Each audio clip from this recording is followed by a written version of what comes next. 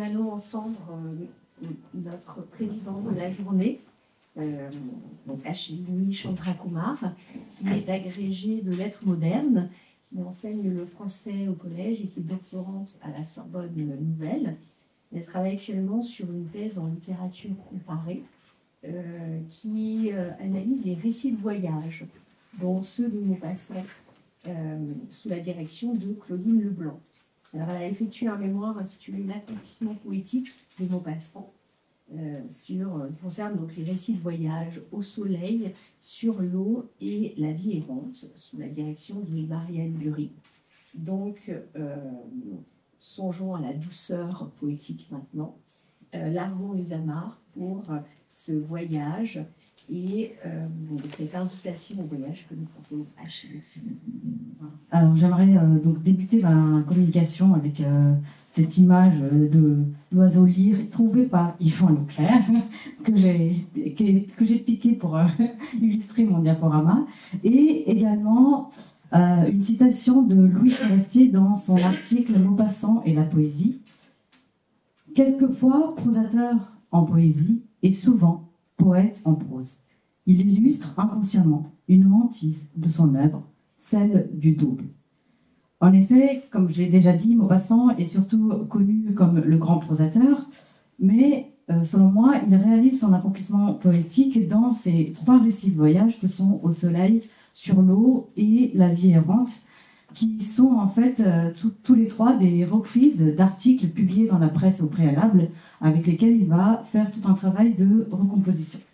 Et le poids de ces articles de presse et de recomposition semble tendre ses écrits plutôt du côté de la prose. Pourtant, la poésie va tisser un lien solide entre les 3 récits de voyage en reliant en reliant la musique, la poésie et la prose. Donc on retrouve bien ici des écrits qui sont placés sur le double signe de la plume et de la lyre. Alors, ces 3 écrits sont l'occasion de réminiscences poétiques et musicales, mais c'est aussi l'occasion pour Maupassant d'avancer vers la poésie et vers sa poétique. Donc, ce que j'aimerais vous montrer, c'est comment il fait cet accomplissement poétique dans ses récits de voyage. Alors, dans un premier point, je vais vous montrer qu'en fait, ces récits de voyage sont des véritables invitations, des voyages qu'on pourrait qualifier poétiques. Et ensuite, que Maupassant va exprimer dans ses écrits, et là je cite, c'est une de ses expressions, vous avez la citation sur le programme, les sensations du poète, dont celles du musicien. Et enfin, je vous montrerai en quoi c'est dans ses écrits qu'on peut voir le poète accompli qu'est Maupassant, même si évidemment il a publié un recueil en vers, il arrive à trouver une forme poétique qui correspond parfaitement à sa poétique dans sa prose. Alors, j'aimerais débuter le premier point avec un passage de la vie errante à la nuit, dans laquelle il évoque une musique qui vient de loin, à San Remo. Et en fait, en entendant cette musique, Maupassant repense à un grand sonnet de Baudelaire qu'il va insérer dans son écrit. Et j'aime beaucoup ce passage parce qu'en fait, l'écoute de la musique va donner lieu à une écriture, donc en mêlant poésie et musique, mais en fait, l'écriture ne va pas consister à une description de cette musique entendue, mais à la traduction de la musique entendue par un langage poétique. Selon Maupassant, la musique est un langage intraduisible. Et ici, en quelque sorte, il va traduire un langage indicible, intraduisible, par un autre langage qu'il qualifie aussi d'intraduisible, c'est-à-dire la poésie. Et dans ces 3 récits de voyage, il cite énormément de vers et voire des poèmes entiers. Ce qui fait que ces écrits apparaissent véritablement comme des anthologies, à la fois personnelles et universelles, allant de la simple citation jusqu'au poème entier. Donc là, j'ai pris le passage que je vous ai montré tout à l'heure, mais publié dans le journal. Donc, on peut voir comment. Donc là, c'est la suite dans laquelle il va citer le poème Voyelle de Rimbaud. Et on voit comment ce poème vient s'insérer au milieu d'une prose qui domine toute la page.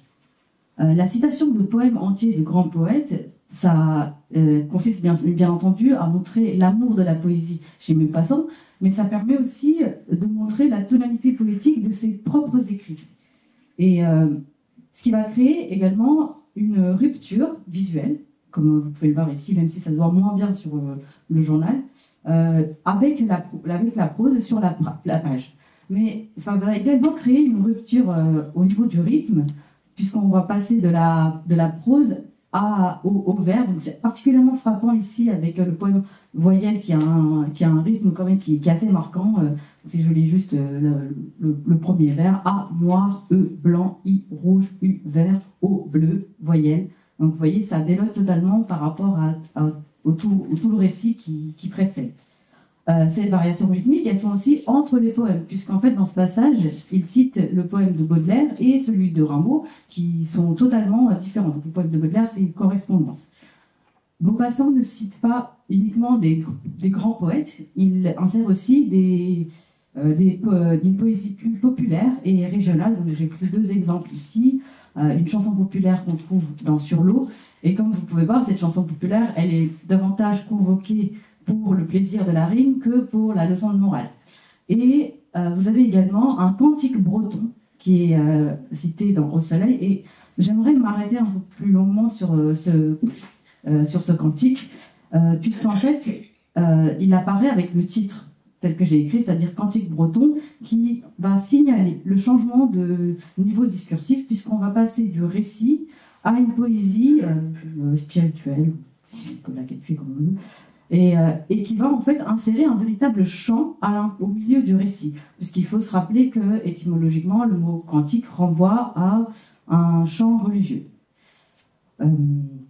Donc à ces citations de poèmes, ah oui, et aussi il y avait un autre élément intéressant, c'est que ce cantique, avant de le citer, il dit qu'il le fait sous la dictée d'une personne qu'il rencontre. Donc là, il y a toute une mise en scène en fait de cette poésie qui est insérée dans ses écrits. Et nous avons également dans de nombreux passages des citations de vers, non pas de poèmes entiers, de vers de divers poètes. Et je ne vais pas tous vous les montrer de manière exhaustive, donc juste pour vous donner quelques exemples. Donc il cite des vers de Victor Hugo, de Musset, de Baudelaire, mais il cite aussi des poètes moins étudiés, maintenant connus, comme Catulle Mendes ou le Comte de Lisle, qu'il cite beaucoup.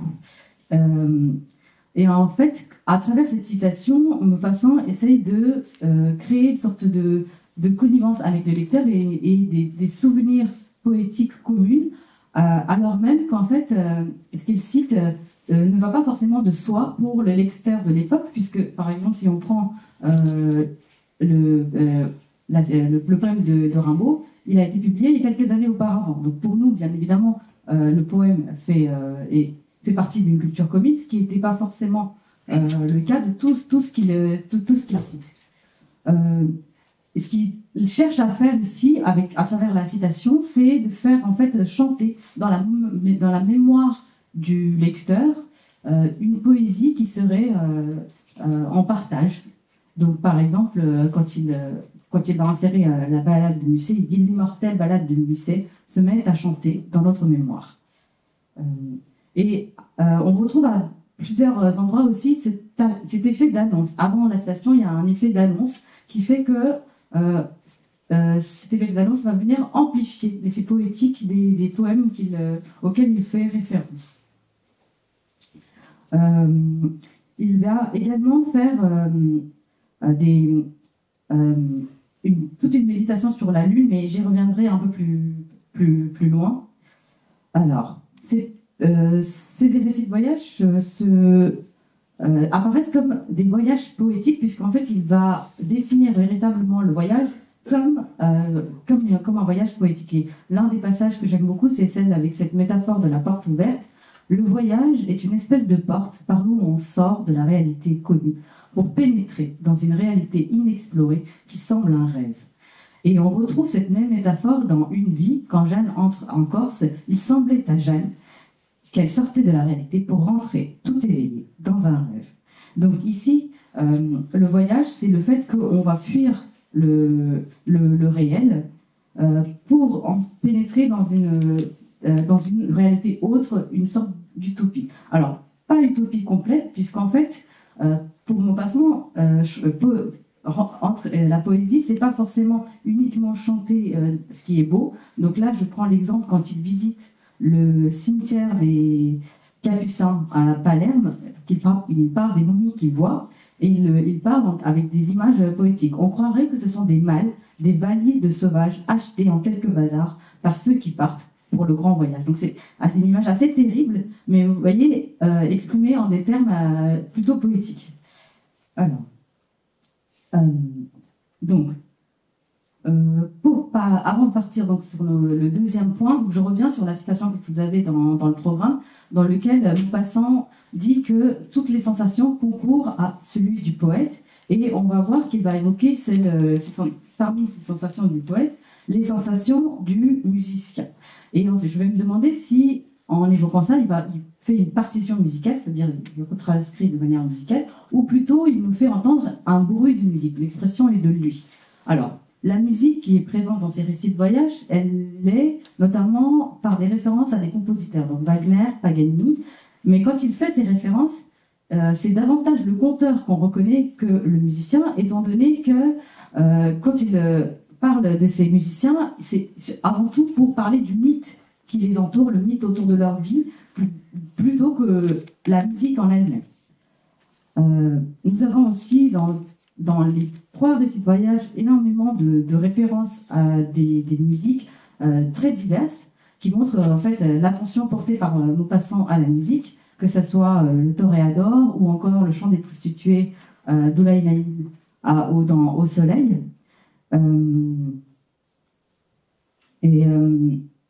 C'est juste pour vous montrer, en fait, tout comme avec la poésie, il fait en fait appel à une culture commune et à travers ces récits de voyage, il convoque une sorte de réminiscence musicale avec les lecteurs. Et j'aimerais m'attarder sur un passage où il est question d'un poème chanté. Donc le passage commence par évoquer le désert du Maghreb, c'est le midi du désert, et ensuite il se poursuit, et en fait à l'intérieur, vous avez l'insertion du vers, quitter les bords fleuris de la Seine chantée, donc là ce qui est en italique c'est ce qui est cité, et ensuite on passe, en fait, on quitte le désert du Maghreb pour revenir en Normandie, donc les bords fleuris de la Seine. Donc là, le tissage entre la musique et la poésie va faire une sorte de retour au pays, en fait. C'est un véritable voyage.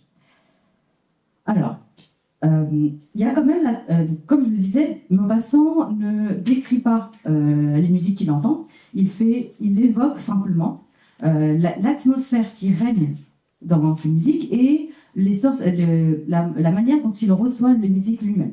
Il y a un seul passage dans ces récits de voyage où on peut avoir cette tentation de voir une sorte de transcription de la musique qu'il fait, et j'avoue que j'ai cédé à cette tentation. Donc en 2023 à Sfax, quand j'ai parlé de ce passage, j'ai dit que donc il voit des flûtistes, il entend plutôt des flûtistes algériens, et ensuite il décrit précisément ce qu'il entend, et j'ai dit voilà, on a l'impression de voir une partition qui est réécrite à travers des mots. Mais après, je me suis beaucoup intéressée aussi. Ça ne marche pas pour plusieurs raisons. Et je me souviens très bien aussi, tout en disant ça, je me suis dit, oh, heureusement qu'il n'y a pas de musicologue dans la salle, parce que je sais qu'il ne serait pas d'accord avec moi, mais j'avais dit comme une partition. Alors, mais après, j'ai réfléchi. En fait, les flûtistes algériens c'est pas une musique avec des partitions. Et en repensant à ce passage que je vous ai montré au départ de la musique de Sanremo, je pense plutôt maintenant qu'il va retranscrire en fait ce langage introduisible de la musique à travers un autre langage, celui de la poésie. Donc il s'agit moins d'une imitation de ce qu'il entend que de l'écrire. Alors ce sont les mots de Maupassant à travers un langage clair, intraduisible. Et cette capacité à parler de la musique, Maupassant appelle ça une pathologie artistique. Cette capacité à percevoir le monde de manière générale. Alors, en fait, le terme pathologie artistique, peut-être que c'est celle de Maupassant. Aujourd'hui, on penserait à des termes comme hypersensible, qui fait qu'on a une sensibilité exacerbée aux stimuli extérieurs. Et en fait, cette sensibilité va donner lieu à la fois à des états de griserie et de bonheur, et à la fois à une douleur extrême.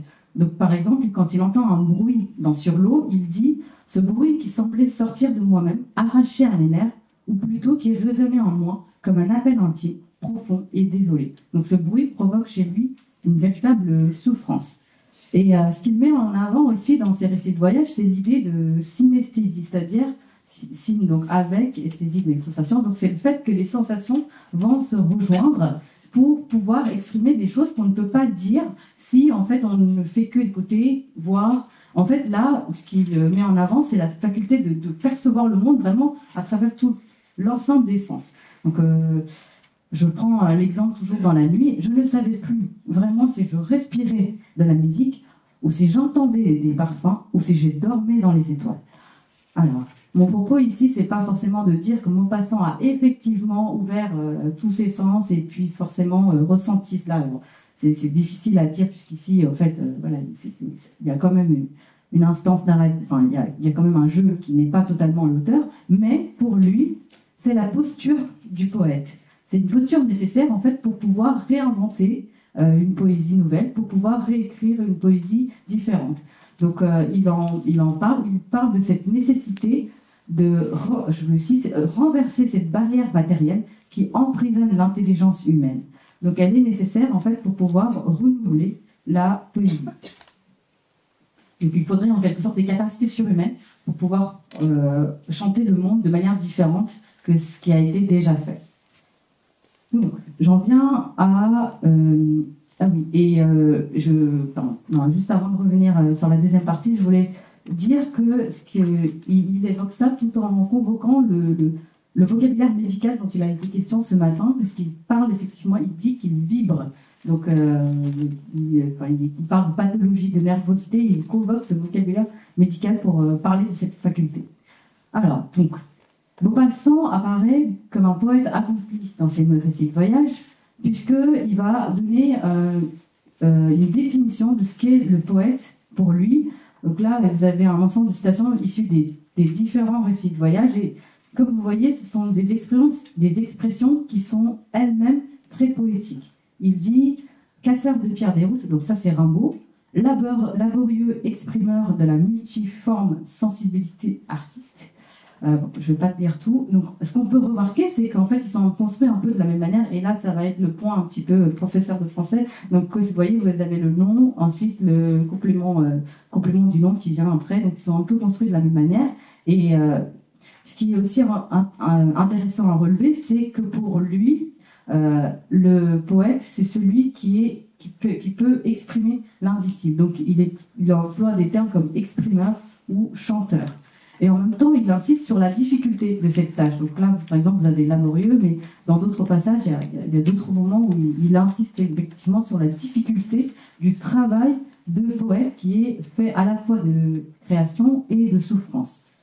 Même si voilà, cette image-là du poète est assez topique, il y en a une autre qu'il convoque qui est plus intéressante. Donc, à un moment donné dans son voyage, il rencontre une plante, le Cyperus papyrus, que bien sûr nous connaissons tous en érudits de botanique que nous sommes, et il décrit cette plante, et il termine là, donc là, je vais peut-être lire le passage. « N'est-il pas étrange que l'arbuste vénérable qui nous apporta la pensée des morts, qui fut le gardien du génie humain, ait, sur son corps infime d'arbrisseau, une grosse crinière épaisse et flottante, ainsi que celle des poètes. » Donc ici, il va assimiler les poètes à cette image de la plante. Donc le poète, c'est celui qui porte le génie humain et qui, en quelque sorte, va créer quelque chose qui transcende la mort. Et ce que je voulais dire aussi... et oui, Et ce qui est intéressant aussi sur cette image du poète, c'est que la plante qu'il décrit, c'est le Cyperus papyrus. Donc on pense forcément au travail d'écriture avec ce terme de papyrus. Alors, on peut se poser donc la question, est-ce que donc Maupassant, dans ce récit de voyage, est lyrique? Alors la réponse, elle n'est pas évidente, le oui n'est pas évident, puisqu'en fait, à l'époque où Maupassant écrit ses récits de voyage, il renie totalement le lyrisme et la poésie romantique. Pourtant, dans ses débuts, il a écrit des vers. Il a écrit des vers inspirés de Musset, mais plus loin, notamment dans ses chroniques, en fait, il récuse complètement cette inspiration muséiste. Il dit même que en fait, c'est un passage obligé à toute personne qui aurait, en fait, comme un adolescent, il appelle ça une acné muséiste. Et pourtant, il y a bien dans ces récits de voyage des moments qu'on pourrait qualifier de lyrisme, donc il parvient en quelque sorte à se réconcilier avec ce lyrisme qu'il récuse, notamment dans les moments de départ. Donc vous avez notamment cette citation assez célèbre où il dit « Oh, fuir, partir, fuir les lieux connus, les hommes, les mouvements, pareils aux mêmes heures, et les mêmes pensées surtout. » Donc là, on voit un lyrisme très emphatique, on voit l'héritage de Musset, mais on a aussi un lyrisme beaucoup plus moins ampoulé, avec beaucoup moins d'emphase dans ces moments de départ. J'ai senti qu'il me serait agréable de revoir Florence, et je suis partie. Et en fait, il y a cet élan, cette sorte d'envolée qu'on peut retrouver aussi dans sa poésie. Et souvent, l'entrée dans une ville va donner lieu à cette envolée lyrique. Donc là, j'ai pris deux exemples, j'aime bien parce que c'est... le premier, c'est l'entrée dans Algérie. Il dit « féerie inespérée et qui ravit l'esprit. Alger a dépassé mes attentes. » Ensuite, vous avez donc ce terme de féerie qui est employé quand il va aussi faire son entrée dans l'usine de Schneider au Creusot. Entrant dans l'usine de M. Schneider, quelle féerie! C'est le royaume du fer, où règne sa majesté le feu. Donc on voit bien comment finalement la poésie de Maupassant, elle ne va pas simplement dire le beau, mais aussi tout. Donc un peu comme c'est une poésie qui dit la beauté qui est en toute chose.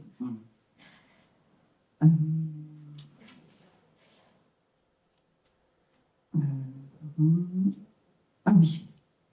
Donc, en parlant de lyrisme, on a dans les récits de voyage des rares moments où en fait on peut parler de lyrisme dans le sens de l'expression du moi. Et ça, c'est quelque chose que Maupassant met complètement à l'écart, puisqu'en fait, à un moment donné, Sur l'eau, à Haguet, il voit passer un couple, et le couple ne fait pas du tout attention aux personnes autour d'eux, et à ce moment-là, en les observant, il dit « Un bonheur m'avait frôlé, que je ne connaissais point, et que je pressentais le meilleur de tous. » Et je trouve ce passage très émouvant, parce que Maupassant fait rarement des déclarations comme ça. Bien entendu, on peut se poser la question, mais on peut se dire, c'est les récits de voyage, c'est pas forcément Maupassant qui parle. Et d'ailleurs, ça a été un débat en fait sur ces récits de voyage, de savoir est-ce que c'est la voix de Maupassant ou est-ce que en fait c'est une voix qui est construite. Donc là, vous avez deux préfaces de Sur l'eau par deux Henri, et en fait ils sont pas d'accord. Donc vous avez Henri Mitterrand, je crois que j'ai fait une erreur, et Henri Bonnier. Donc pour l'un, c'est pas Maupassant, puisqu'il joue la carte du reportage, et donc c'est le reporter. Pour l'autre, en fait, ici, on entend, c'est l'homme, c'est Maupassant. Alors moi, je nuancerais, je dirais qu'en réalité, ce travail justement de construction, de composition, comme on le disait ce matin, fait que la voix qu'on entend ici, c'est celle de la voix du poète Maupassant, du voyageur Maupassant qu'il construit. Donc c'est une sorte d'entre-deux qu'on peut apercevoir ici. Et c'est un petit peu le propos de Pascal Piat et de Francis Marcoing quand il relève le lyrisme qui règne dans les récits de voyage. Donc, je cite le passage de Francis Marcoing dans son article « L'éventail poétique de Maupassant ». Sur l'eau n'est peut-être qu'un savant montage de chroniques diverses, mais qui restaure le lyrisme et l'élégie. Alors, donc, en dernier point, donc, quelle poésie Maupassant nous livre ici? C'est une poésie, tout d'abord, de la nature. Puisqu'en fait, les récits de voyage se présentent un petit peu comme un livre surien. Ça, c'est le début de Sur l'eau, dans lequel Maupassant dit Ce journal ne contient aucune histoire et aucune aventure intéressante. Et un peu plus loin, en somme, j'ai vu de l'eau, du soleil, des nuages et des roches.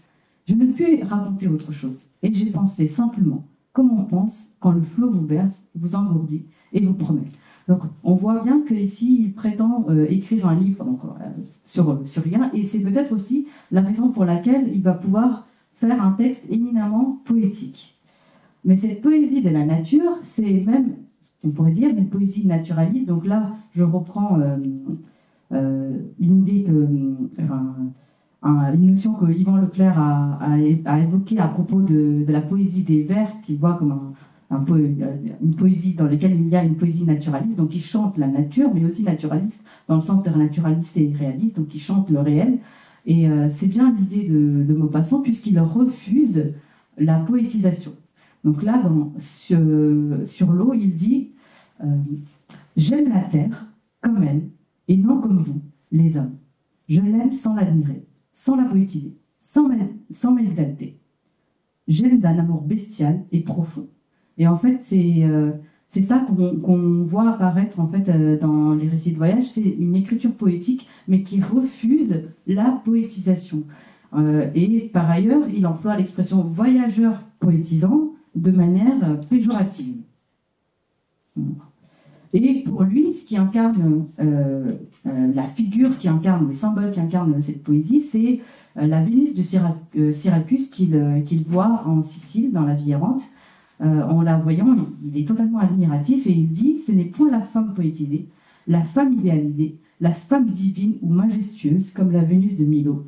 C'est la femme telle qu'elle est, telle qu'on l'aime, telle qu'on la désire, telle qu'on la veut étreindre. » Donc, pour lui, en fait, les mauvais poètes, ce sont ceux qui n'aiment pas la vraie femme. En fait, pour lui, il y a une chronique dans laquelle ils disent mais les poètes, ils n'aiment pas la femme. Puisqu'en fait, ce qu'ils aiment, c'est un idéal de la femme. Et au contraire, lui, il veut proposer une poésie qui, finalement, va chanter la vraie femme. Pas celle qui est idéalisée, imaginée. Et la Vénus de Syracuse, elle incarne cette poésie-là. Donc, pour conclure, je vais citer à nouveau un passage de Louis Le Forestier dans la préface des vers et autres poèmes de l'édition d'Emmanuel Vincent, où, en parlant de Maupassant, il dit « Il abandonne la poésie en vers pour une poétique qui ne s'exprimera pleinement que dans la prose. La poésie n'est donc pas marginale dans l'œuvre de Maupassant, elle est au cœur de toute sa création à venir. » Et je l'ai mis en regard avec cette image que vous avez ici. Alors, c'était dans la dernière exposition qu'il y a eu au musée de... peut-être qu'on l'a visité... au musée de Rouen. Et en fait, c'est un dessin d'enfant. Et je ne sais pas pourquoi, à chaque fois que je vais visiter, il y a des dessins d'enfants qui font des références à la poésie. Alors, je ne sais pas si c'est moi qui fais des déformations, mais donc là, vous voyez, il y a du cœur en poésie, et avec Flaubert qui... Et je me demande d'ailleurs si ce sont vraiment des enfants qui l'ont dessiné. Voilà. Je vous remercie. Bien, donc je vais vous lire un extrait d'un article du Gaulois publié le 23 juin 1881. Si l'Académie voulait faire de bonne besogne, et elle n'en fera pas, il faudrait qu'elle dressât une liste des mots et des choses poétiques dont il serait défendu aux poètes de se servir désormais. Plus de perles de rosée, plus de lune argentée, plus de blondes jeunes filles, plus d'étoiles d'or. Cela nous donne des nausées comme si nous avions une indigestion de sirop. C'est qu'il est difficile d'être poète aujourd'hui après tant de maîtres. Il faut briser les chaînes de la tradition, casser les moules de l'imitation, répandre les fiches étiquetées d'élixirs poétiques et oser, innover, trouver, créer. On a ramassé pour les servir toutes les pierres fines qui traînaient au soleil. Mais il en est d'autres assurément plus cachées, plus difficiles à voir. Cherchez, poète, ouvrez la terre, elles sont dedans. Remuez les fanges si vous les croyez dessus. Fouillez partout, dans les profondeurs, car toutes les surfaces ont été retournées.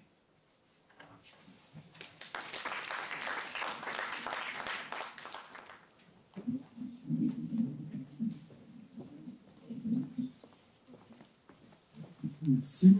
Oui, alors, tu as relevé évidemment tout un vocabulaire autour de l'association, c'est synonyme, etc. Donc c'est assez éloquent. Et je pensais qu'il y a un mot que vous pouvez aussi alors, mettre en regard, à la fois par contraste, qui est impression, que Maupassant emploie extrêmement souvent aussi. Alors, à la fois pour la peinture d'ailleurs, dans un usage à la fois un peu maladroit, parce qu'en fait, il naturalise en quelque sorte les impressions, puisque Monet, enfin le peintre, c'est de la recherche d'impression, comme si c'était un objet. Mais il y a aussi souvent le mot impression qui revient, et la plupart, le nombre de récits sont là pour, en fait, rendre compte d'une impression qui a frappé, qui a atteint le narrateur, et sur lesquels il laisse d'ailleurs son histoire. Et je me demande s'il n'y a pas un contraste entre justement l'expression et l'impression. L'impression, d'une certaine manière, c'est justement ce que tu as bien dit à un certain moment, ce qu'on ne peut pas du tout exprimer, finalement, ça s'imprime entre nous, sur nous, et d'une certaine manière, c'est dans nous, et je ne peux pas l'exprimer, c'est-à-dire la faire ressortir.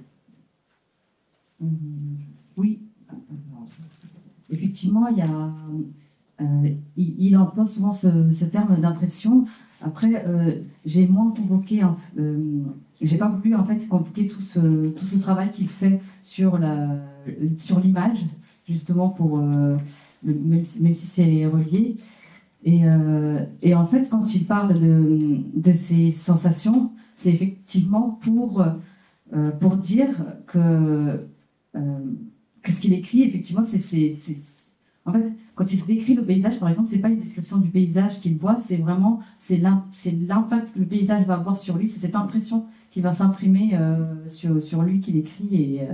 Et oui, c'est un terme qui pourrait, qui convient bien aussi pour sa description.